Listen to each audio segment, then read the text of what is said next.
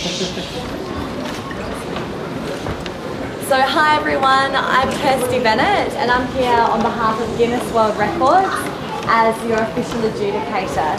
So I was invited to Denmark today from London to oversee this attempt for the longest plastic toy train track.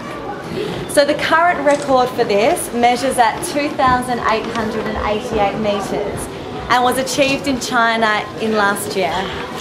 So today I've come in, I've looked over at the track, I've spoken to the witnesses who were watching the build yesterday, and I just looked at some video to make sure the train has gone all the way around without any help.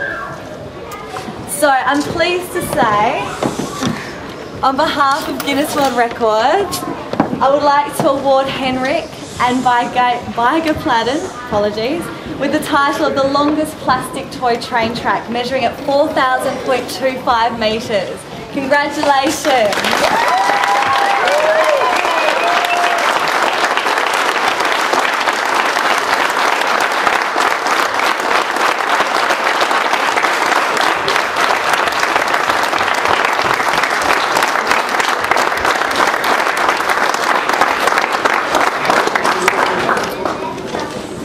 Well done.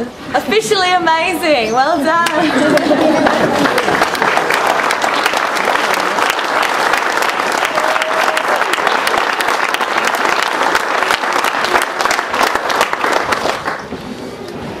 Well, thank you, Kirsty. Nice meeting you. If someone else beat our record, maybe we'll see you again in a couple of years. Yes, yeah. So thank you very much. Have a nice trip back to Copenhagen and tomorrow to London. Thank you so much, everyone. It was fantastic. Thanks for your help. Well done.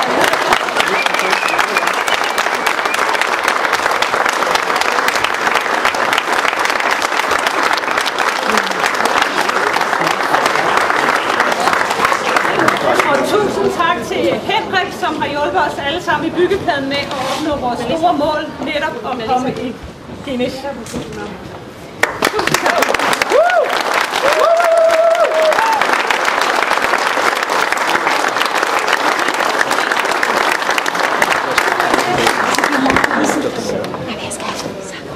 Den her idé om at lave verdens længste togbane, den opstod på følgende måde, og det er en advarsel til alle kvinder, som har en mand derhjemme. Fald ikke i søvn på en sofa lille juleaften. Når juletræet er pyntet, bordet er dækket, så finder manden på åndssvage idéer, og det var netop, hvad jeg gjorde. 23.12.2011 skrev jeg ind på Byggepladens forum, at jeg vil lave verdens længste Lego-togbane. De har forventeligt tænkt, hvilken idiot, og det har de forventeligt også helt ret i. Men det er lykkedes. Tusind tak alle sammen for hjælpen.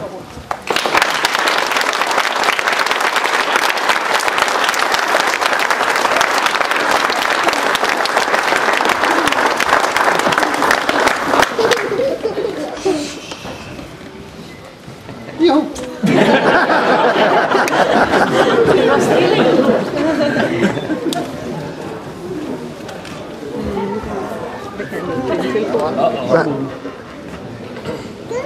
Oh.